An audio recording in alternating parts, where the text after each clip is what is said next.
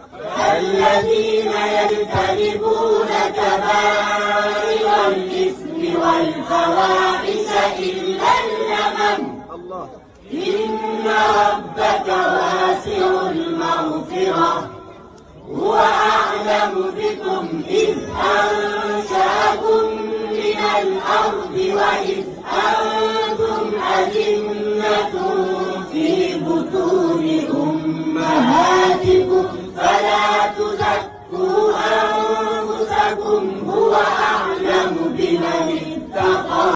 سورة الإخلاص بمبال التتاوقوا سورة مكة كوردو سورة وجوست عندوانات آيوش تكرت يميادرغوت بعقيدة زوري علي تكرت يميادرغو ناتسو نبي صلى الله عليه وسلم ለጠየቋቸው ጥያቄ የወረደች ሱራ ናት።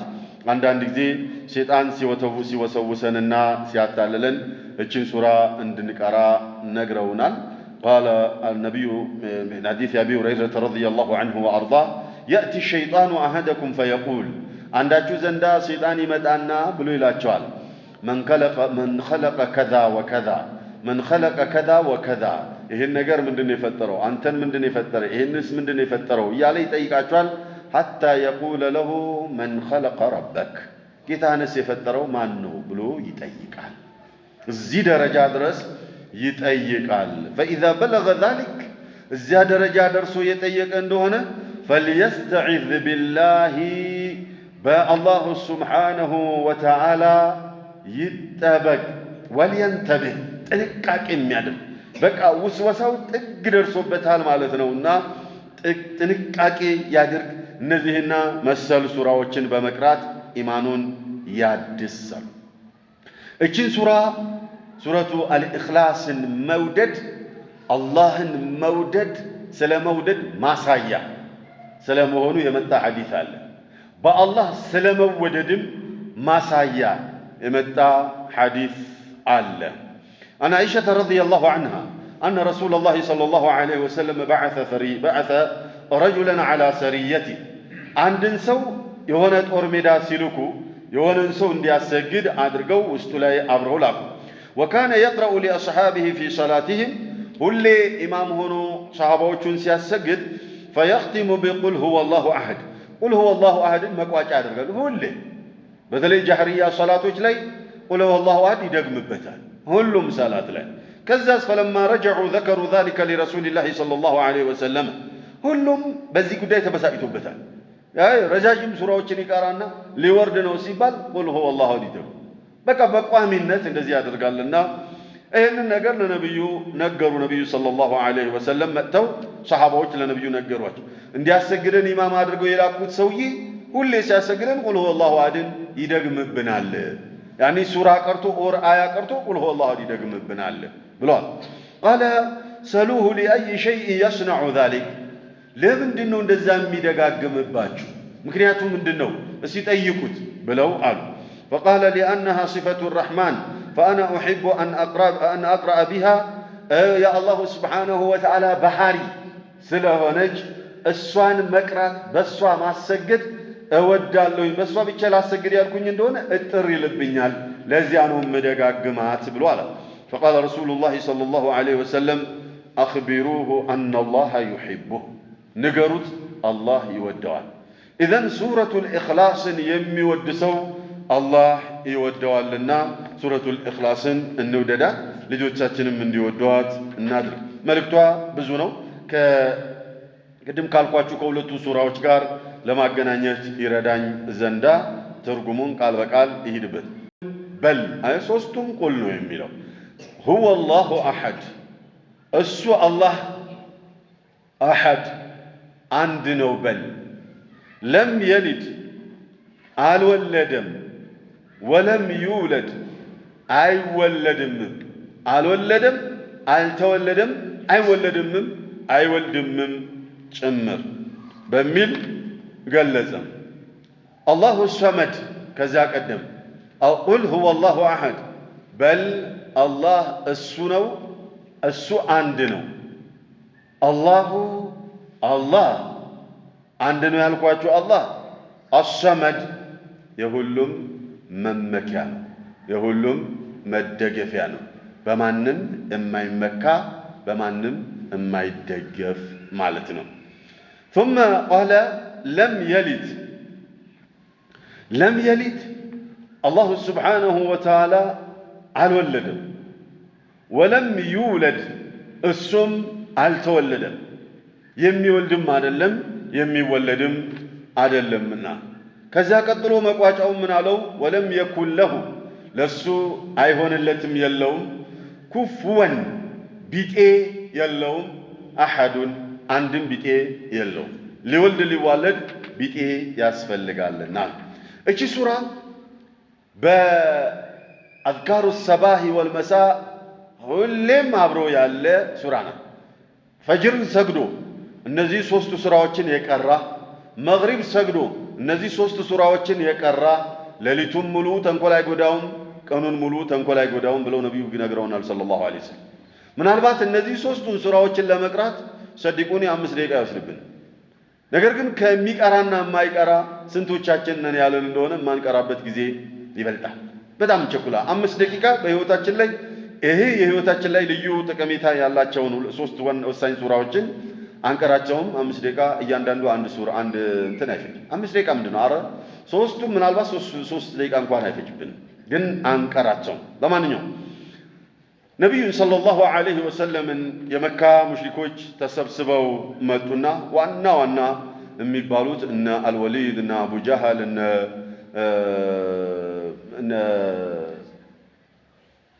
ዋና ዋና የሚባሉት ብቻ ተሰብስበው መጡና እኛ የአማልክቶቻችን መሰረታቸውን መነሻቸውን ከምን ተሰሩ ስለሚለው እናቃለን። ለምሳሌ እንትን ከወርቅ ተሰርቷል፣ እንትን ከብር ተሰርቷል፣ እንትን ከድንጋይ ተሰርቷል፣ እንትን ከጠርብ ተሰርቷል። ያንተ አምላክስ ምንጩ ከየት ነው ብለው ጠየቋቸው። ነብዩ ሰለላሁ ዐለይሂ ወሰለም ላበላ ቢሆኑበትና አስደንጋጭ ጥያቄ ነው ለሳቸው። በጣም ደነገጡ። ወዲያው ጅብሪል መጣ። ቁል በል ያ ሙሐመድ ቁል ሁወ አላሁ እሱ እኮ ነው አላህ የጠየቃችሁ። አላህ እኮ ነው፣ አላህ ነው ኢላህ፣ ለፍጥረታት ሁሉ አምላክ ነው። እንዴት ነው ፍጡር የሚሰራው? የእናንተ አማልክቶች በጣዖቶቻችሁ ከፊሉም በወርቅ በድንጋይ ሰራን ብላችሁ ያላችሁት ፍጡር ስለሆናችሁ ፍጡር ሰራችሁ። አላሁ ጀለ ወዐዝ ደግሞ የፍጡራኖች ሁሉ አምላክ ነውና እንዴት ነው ለሱ መሰረት ሊኖረው የሚችለው? የዘር ሐረጉ እንዴት ነው ሊታወቅ የሚችለው? አላህ እኮ ብሎ ማለት እናንተ የጠየቃችሁኝ ማንነት እኮ አላህ ነው ብለህ በላቸዋል። ቁል ሁወ አላሁ አሐድ አላወቃችሁም ብትል አላህ እኮ ነው። እሱ አላህ ደግሞ አሐድ ነው፣ አንድ ነው። አላህ አንድ ስለሆነ ሁለትዮሽ የለውም። 2 3 4 የሚዋለድ የሚባዛ ሆኖ በነበር መነሻ ይኖረዋል። እሱ አንድ ነው፣ ጅምርም የለውም ጭርስም የለውም። ስለዚህ አንድ ነው ብለህ መልስላቸዋል። አንድ ከሆነ አይራባም ማለት ከመሰረቱም አንድ ነው። እሺ አላሁ ያ የጠየቃችሁኝ አላህ የኔ አምላክ እንደናንተ አምላክ አይደለም። ሰመዱን የሁሉም መመኪያ ነው። የዓለም ፍጥረታቶች የሰማዩም የምድሩም በሙሉ በሱ የሚመኩበት ማለት ነው። መሰሶ ነው፣ በማንም ላይ የማይመካ ማለት ነው። ومن أسماء الله سبحانه وتعالى أسماء الله الأعظم የሚባሉ ታላላቅ የሚባሉ ማንም የማይሰየምባቸው ከስሞቹ ውስጥ አንዱ አሰመድ የሚለው ፍጥረታት የማይሰየም አላህ አሰመድ ምናምን የሚባሉ ውስን ስሞች አሉ፣ ማንም የማይሰየምባቸው። ኢዘን የሁሉም መመኪያ ነው። ማንም በሱ ላይ በማንም ላይ የማይመካ ሁሉም የሚደገፈው የሁሉም መጠጊያ ነው አላህ ብለህ በላቸዋል። ለም የሊድ ወለም ይውለድ አይወልድም አይወለድም፣ አልወለደም አይወለድምም ጭምር አልተወለደምም ጭምር። ለምን ያላችሁ እንደሆነ ወለም የኩን ለሁ ኩፍወን አሐድ ቢጤ ሊሆነው የሚችል የለም። አላሁ ሱብሓነሁ ወተዓላ ልትዋለድ ዘንዳ ቢጤ መኖር አለበት። ሰው ከሰው ጋር ነው፣ አጋንንት ከአጋንንት ጋር ነው፣ እንስሳ ከእንስሳ ጋር ነው። አላሁ ጀለ ወዐዝ ገና ከመሰረቱ አንድ ነውና ከመሰረቱ አንድ ነው ብሎ ነግሮናል። ቁል ሁወ አላሁ አሐድ ብሎ ነግሮናል። ኢዘን ቢጤ የለውም፣ አቻ ሊሆነው የሚችል ስላሌለ አይወልድም አይዋለድም ብለህ መልስላቸዋል። ለጥያቄው በዚህ መልኩ ተመለስ። ኢዘን የአላሁ ስብሓነሁ ወተዓላ ሲፋ ኢኽላስ ብሎ ማለት ማጥራት ማለት አላሁ ስብሓነሁ ወተዓላን ከጉድለት ከመወለድ ሚስት ከመያዝና ባል ከመያዝ ኦር የልጆች ባለቤት ወላጅ ከመሆን ተወላጅም ከመሆን አጥሪ ሱራ በመባል ተወዓል። ኢኽላስ የሚለው ሱራ ስም የተሰጣት ምክንያቱ እሱን። ኢዘን እቺ ሱራ የአላሁ ስብሓነሁ ወተዓላን ባህሪ ቁልጭ አድርጋ ስለምትገልጽ ብቸኝነቱን ስለምታረጋግጥ እሷን የወደደ አላህ ይወደዋል አሉ ነቢዩ ሰለላሁ ዐለይሂ ወሰለም። እሷን መውደድ የሙእሚንነትን ማሳያ አድርገው ገለጹት። ሌላው እቺን ሱራ ነቢዩ ሰለላሁ ዐለይሂ ወሰለም 3 ጊዜ የቀራት ሰው ቁርአንን እንዳኸተመ አጅር ይጻፍለታል ብለዋል። ለምን ካልክ ቁርአን 3 ነው ይዘቱ። ወይ ስለ ተውሂድ ይነግረናል፣ ወይንም ስለ ሽርክ ይነግረናል፣ ወይንም ይተርክልናል ስላለፈው ነገር።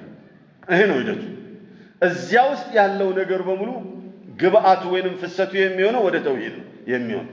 ኢዘን እቺ ሱራ የቁርአንን 1/3ኛውን መልእክት የያዘች ሱራ ስለሆነች እሷን 3 ጊዜ የቀራት ሰው ልክ ቁርአንን እንዳኸተመ ይቆጠርለታል ብለው ነቢዩ ሰለላሁ ዐለይሂ ወሰለም የተስፋ ቃል ገቡልን። ኢዘን እኽዋኒ ወአኸዋቲ ከቁርአን ጋር ለመኖር የቁርአንን ትርጉም ማወቅ፣ ቁርአንን ለማጣጣም የቁርአንን ትርጉም ቢያንስ ቃል በቃል ማወቅ መሰረቱ እሱ።